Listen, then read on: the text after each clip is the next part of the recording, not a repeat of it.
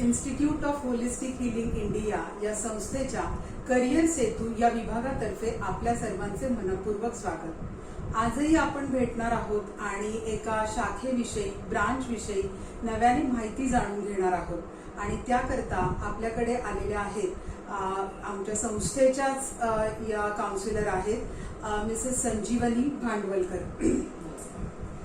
संजीवनी भांडवलकर यांचं मूळ शिक्षण हे वकील या क्षेत्रातलं होतं, परंतु जे सायकोलॉजीच्याच भाषेत म्हणायचं झालं तर स्वतःचा जो इंटरेस्ट आहे तो आपल्याला काही शांत बसू देत नाही आणि त्यांना मुलांबरोबर विद्यार्थ्यांबरोबर काम करण्याची जास्तीत जास्त आवड इच्छा, यामुळेच त्यांनी काउन्सिलिंग या क्षेत्रातलं शिक्षण घेतलं आणि त्या या संस्थेच्या स्कूल काउन्सिलर आहेत आणि करिअर काउन्सिलर सुद्धा आहेत। तर या संजीवनी भांडवलकर या मॅडम कडून आपण आज जाणून घेऊया कॉमर्स या शाखेविषयीची पूर्ण माहिती। संजीवनी, तुमचं मनपूर्वक स्वागत आहे। थँक्यू। येस, आणि आपण आता मुलाखतीला सुरुवात करूया की जेणेकरून आपल्या सगळ्या प्रेक्षकांना कॉमर्स या शाखेविषयी पूर्णपणे माहिती मिळू शकेल। तर कॉमर्स बऱ्याच जणांना माहितीच असतं आणि की इतके मार्क पडले की इकडे जायचं, सायन्सला जायचंय, कॉमर्सला जायचंय, आर्ट्सला जायचंय असं ठरलेलं असतं, पण कॉमर्स या क्षेत्रामध्ये नेमकं काय आहे?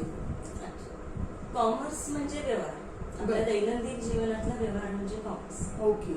वस्तूंची खरेदी विक्री किंवा त्या अनुषंगाने होणारे पैशांचे व्यवहार, मग त्या अनुषंगाने होणारे बँकांचे व्यवहार, मग अकाउंटिंग असेल त्या संदर्भातलं, ऑडिटिंग, कॉस्टिंग, ह्या सगळ्या गोष्टी कॉमर्सला आहेत। थोडक्यात काय की कॉमर्स म्हणजे व्यवहार आणि व्यापाराशी रिलेटेड सर्व गोष्टी म्हणजे कॉमर्स आहे।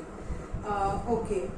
कॉमर्स ही शाखा जेव्हा विद्यार्थ्यांना निवडायची असते त्यावेळेला त्यांनी त्यांच्याकडच्या कोणत्या क्षमतांवरती विशेष लक्ष दिलं पाहिजे किंवा त्यांच्याकडे काय असलं पाहिजे मुळात?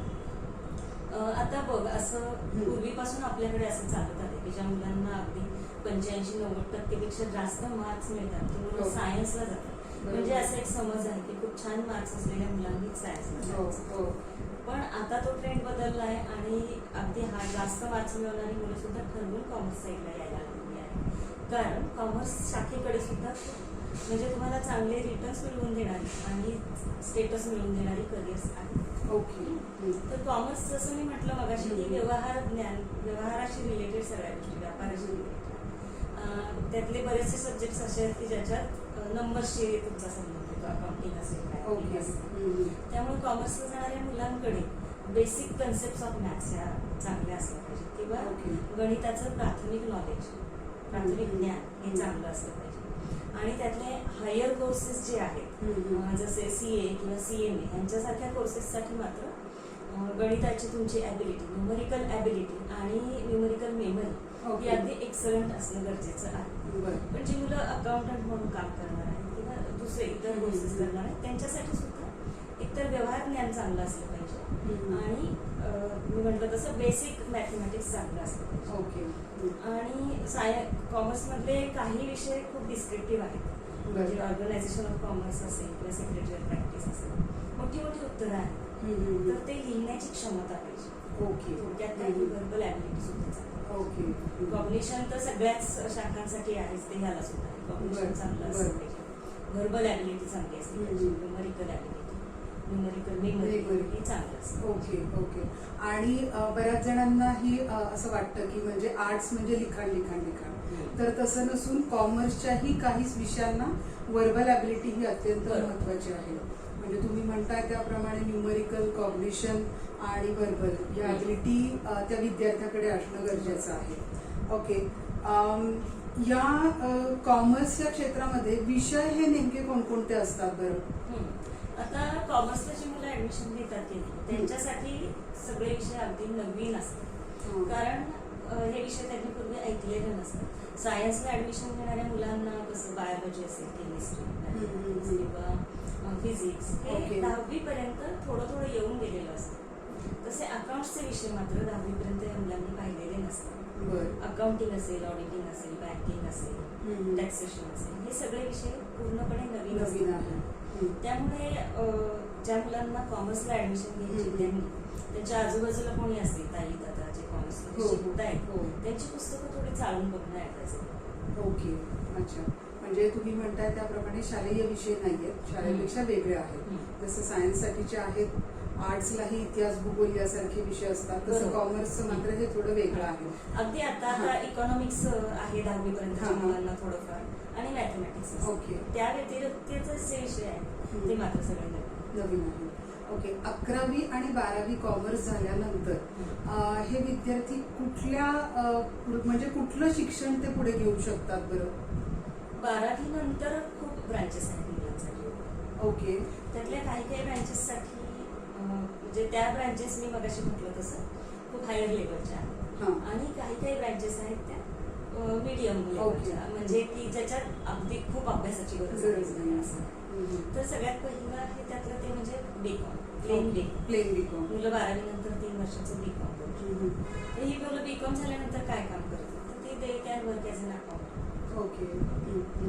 त्यानंतर आहे की बीकॉम नंतर BBA नावाचा एक कोर्स. BBA म्हणजे बॅचलर ऑफ बिझनेस ॲडमिनिस्ट्रेशन. या BBA मध्ये सुद्धा स्पेशलायझेशन्स आहेत, जसं की BBA IB आहे, म्हणजे BBA इंटरनॅशनल बिझनेस आहे, BBA CA आहे, BBA कम्प्युटर ॲप्लिकेशन्स आहे, किंवा आणखी BBA रिटेल मॅनेजमेंट असेल किंवा BBA इव्हेंट मॅनेजमेंट असेल. हे इन्स्टिट्यूशन वाईज त्यांचे स्पेशलायझेशन्स आहेत. BBA केल्याचा फायदा मुलांना असा होतो की हा एक प्रकारचा मॅनेजमेंटचा कोर्स आहे, आणि यात प्रॅक्टिकल्सचा जास्त भर दिलेला आहे. मग या प्रॅक्टिकल्समध्ये मुलांना घेऊन वेगवेगळ्या कंपन्यांच्या भेटी असतील, ओके, किंवा डिस्कशन्स असतील, वेगवेगळे प्रोफेशनल्स बोलून त्यांची चर्चा असते, ओके, लेक्चर्स असतात. त्यामुळे BBA हा एक मोस्टली प्रॅक्टिकल कोर्स आहे असं आपल्याला म्हणता येईल. ओके. दुसरं म्हणजे BBA मध्येच एक कोर्सबद्दल मला नेहमी माहिती द्यावीशी वाटते मला, जो माहीत नसतो जास्त. MKCL म्हणजे महाराष्ट्र नॉलेज कॉर्पोरेशन लिमिटेडचा हा BBAचा एक कोर्स आहे की जो अगदी प्रॅक्टिकल कोर्स आहे. या कोर्समध्ये फक्त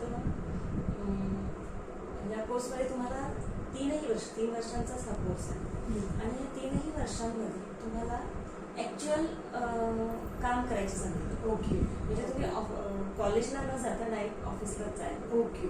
त्यामुळे तुम्ही जेव्हा हा कोर्स संपून बाहेर पडता तेव्हा तुम्हाला ही BBAची डिग्री मिळते, आणि त्याच्याबरोबर तुम्हाला प्रॅक्टिकल नॉलेज मिळालेलं असतं. त्यामुळे दोन्हीही फायदा होतो, जॉब लवकर मिळाला.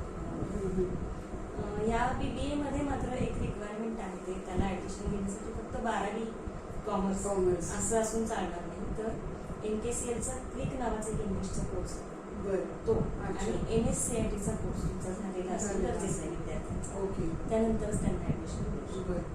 आणि तुम्ही म्हणताय तसं मग याला अगदी फर्स्ट इयर पासूनच त्यांना प्रॅक्टिकल एक्सपिरियन्स असतो का? येस, फर्स्ट इयर पासून प्रॅक्टिकल एक्सपिरियन्स. आता हा जसा BBAचा एक प्रॅक्टिकल कोर्स आहे, तसाच BCom मध्ये सुद्धा कर्वे इन्स्टिट्यूट म्हणून जे आहे, ओके, त्यांचाही प्रॅक्टिकल BComचा कोर्स आहे. ओके. आपण 3 वर्षाचाच आहे. त्यात पहिल्या वर्षी तुम्हाला वर्गात शिक्षण दिलं जातं, आणि दुसऱ्या वर्षीपासून मात्र तुम्हाला प्रॅक्टिकल नॉलेज देतात. ओके. म्हणजे काम करायची संधी दिली जाते. आणि यातही या 2ही वर्षी प्रत्येक महिन्याचा तुम्हाला कामाचा स्टायपेंड मिळतो. ओके. म्हणजे एक प्रकारे अर्न अँड लर्न असं आहे. या BCom मध्ये तुम्हाला आपण पुणे युनिव्हर्सिटीशी ॲफिलिएटेड, त्यामुळे युनिव्हर्सिटीची BComची डिग्री मिळते, आणि त्याच्याबरोबर CIA नावाचं त्या इन्स्टिट्यूटचं सर्टिफिकेट. ओके. तर स्टायपेंड पेक्षाही महत्वाचा भाग याच्यात असा आहे की तुम्ही जेव्हा तुमची डिग्री कंप्लीट करता तेव्हा तुमच्याबरोबर एक्सपिरियन्स शिवाय तुम्हाला काम मिळणं कठीण जातं. म्हणजे आपण BBA म्हटलं किंवा हे प्रॅक्टिकल BCom म्हटलं, त्याहीपेक्षा आणखी कुठला वेगळे कोर्सेस आहेत का की 12वी कॉमर्स नंतर विद्यार्थ्यांना शिकता येणार आहेत असे? हो. 12वी कॉमर्स नंतर म्हणजे BCom तुम्ही करत असताना तुम्ही डिप्लोमाच करू शकता. ओके. जसं की डिप्लोमा इन टॅक्सेशन किंवा डिप्लोमा इन लेबर लॉ, आणि हे डिप्लोमाच तुम्हाला अलॉंग विथ तुमचं ग्रॅज्युएशन करतात. त्यामुळे तुम्हाला नोकरी मिळवताना एक ॲडिशनल क्वालिफिकेशन त्याशिवाय western Maharashtra tax practitioners association आहे, त्यांचाही टॅक्सेशनचा एक कोर्स आहे, तो कम्प्लीट केला अलॉंग विथ तर तुम्हाला त्याचा एक ॲडिशनल बेनिफिट मिळू शकतो. ओके. आणि दुसरं म्हणजे तुम्ही BCom शिकत असताना टॅली कोर्स करत. ओके. टॅली हे एक अकाउंटिंग सॉफ्टवेअर आहे जे बऱ्याच ठिकाणी वापरलं जातं. त्यामुळे तुम्हाला जर ऑलरेडी येतच असेल तर जॉब मिळताना सोपं जाईल. बरं, म्हणजे आपण असं म्हणूया का की विद्यार्थ्यांची ती व्हॅल्यू ॲडिशन म्हणून हे करणं गरजेचं आहे का आणखीन काही बरोबर आहे. सजेस्ट करता येईल? जसं तुम्ही जेव्हा बीकॉम डिग्री घेऊन बाहेर पडता ओके. तेव्हा तुम्ही फक्त ते डिग्रीचं सर्टिफिकेट असण्यापेक्षा तुमच्याबरोबर एखादं प्रॅक्टिकल एक्सपिरियन्सचं सर्टिफिकेट असेल तर तेव्हाही तुम्हाला त्याचा नेहमीच जास्त फायदा होत असतो. ओके. मॅडम, जे विद्यार्थी बीकॉम या साईडला जाणार आहेत तर त्यांच्यासाठी तुम्ही काय टिप्स द्याल बरं?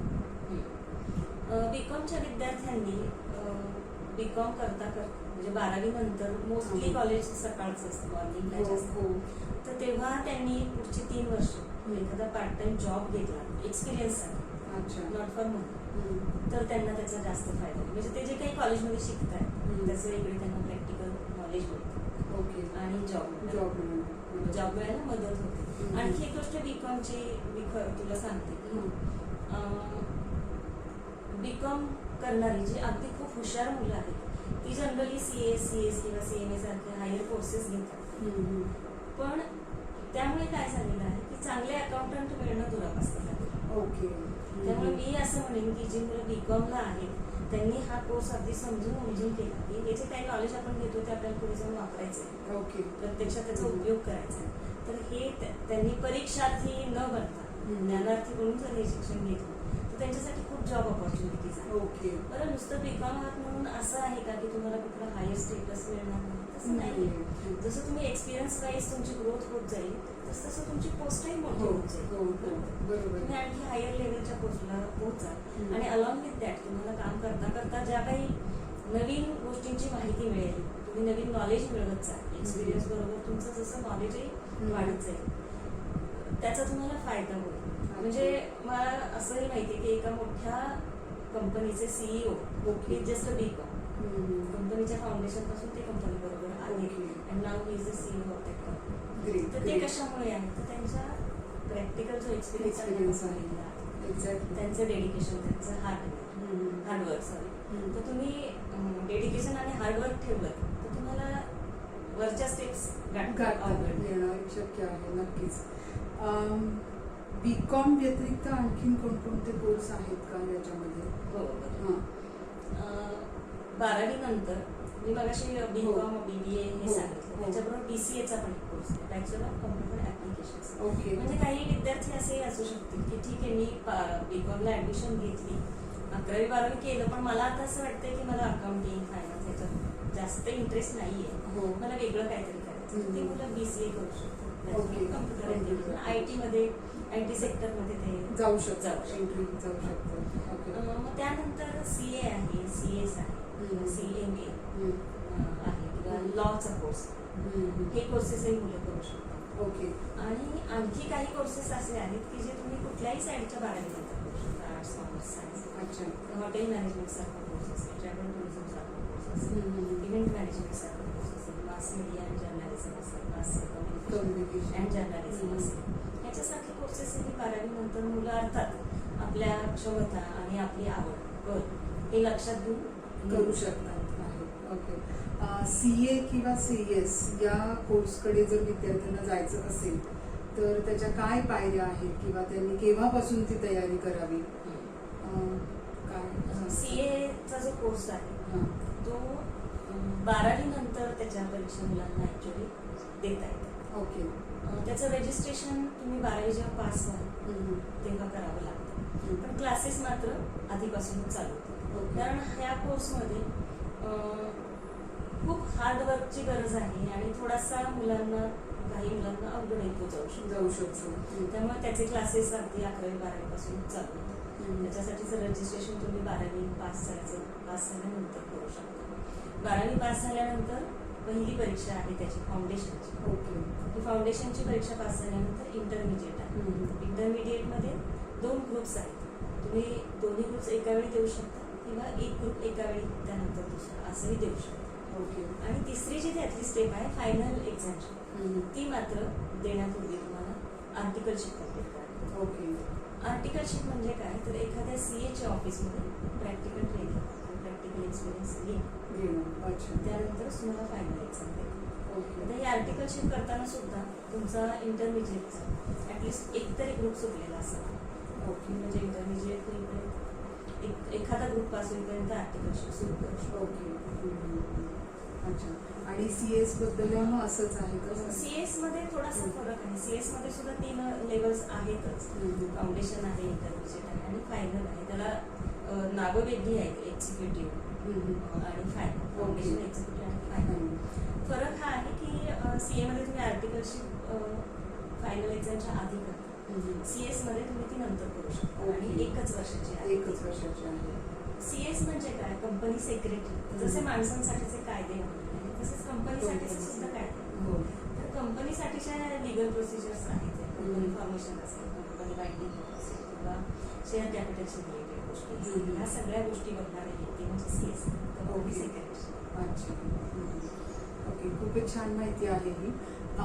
काही विद्यार्थ्यांचं बरं का मॅडम कसं असतं की ते खूप अकॅडमिक वाईज खूप हुशार आहेत असंही नसतं आणि ते खूप म्हणजे अगदीच साधे आहेत, म्हणजे कमी अचिव्हमेंट त्यांची आहे असंही नसतं. हा मधला वर्ग आहे.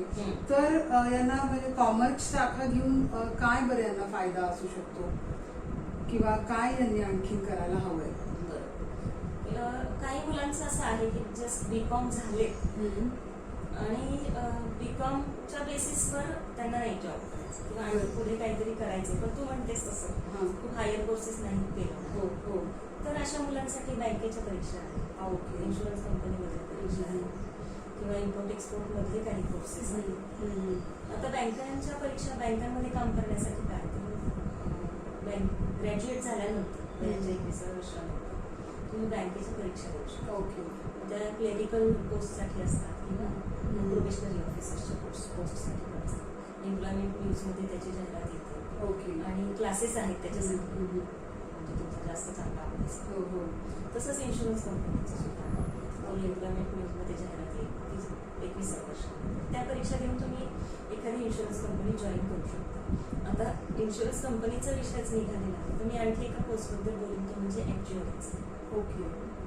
ॲक्च्युअरीज सुद्धा सायन्स साईडला जाणारी मुलंही करतात, कॉमर्सवाले मुलंही करतात, पण ॲक्च्युअरीज हा सुद्धा CA सारखाच किंवा मी तर म्हणून CA पेक्षाही जास्त कठीण कोर्स आहे.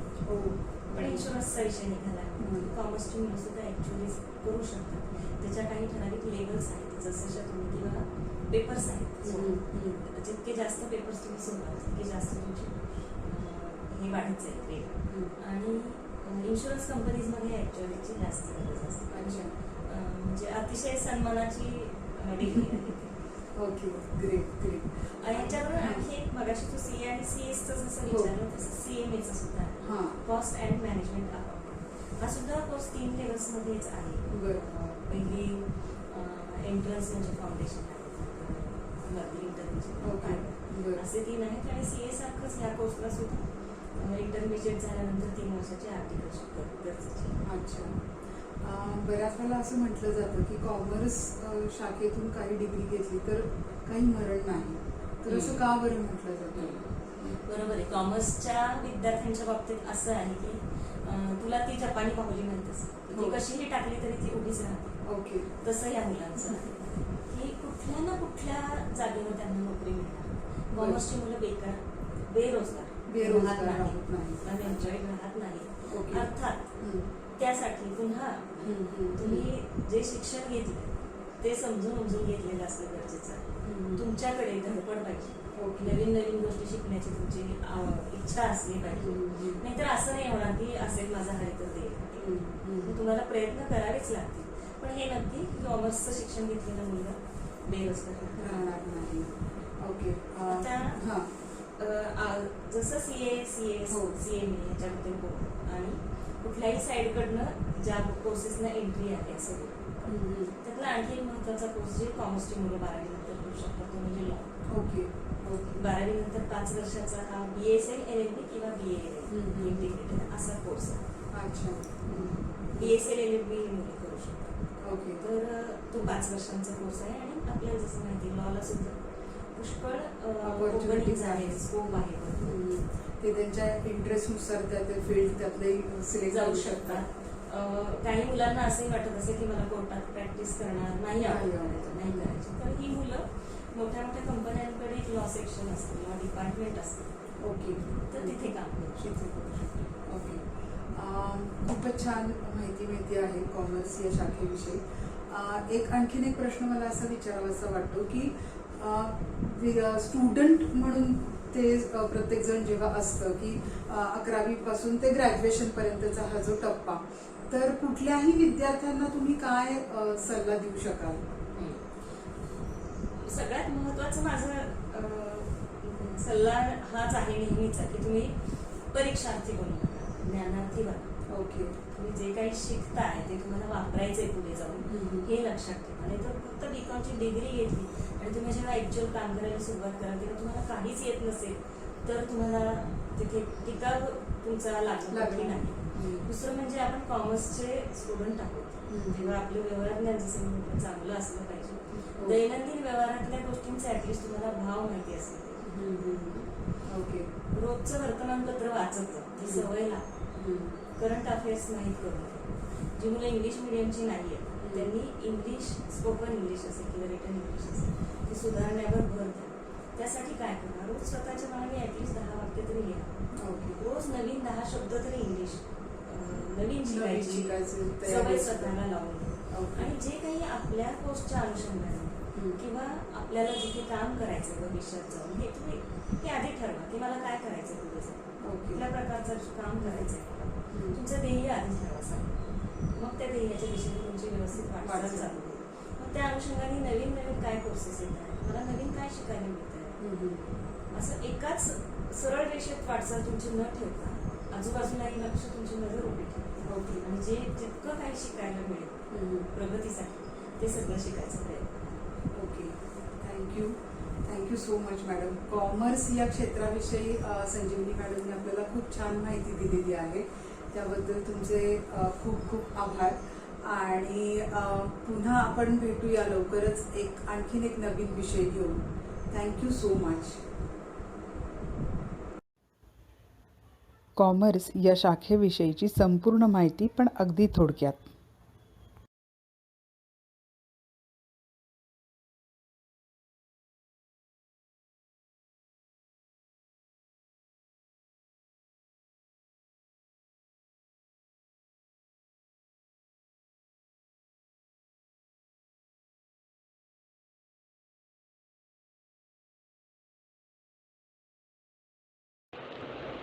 हा व्हिडिओ आपल्याला आवडला असेल तर लाईक करा, शेअर करा.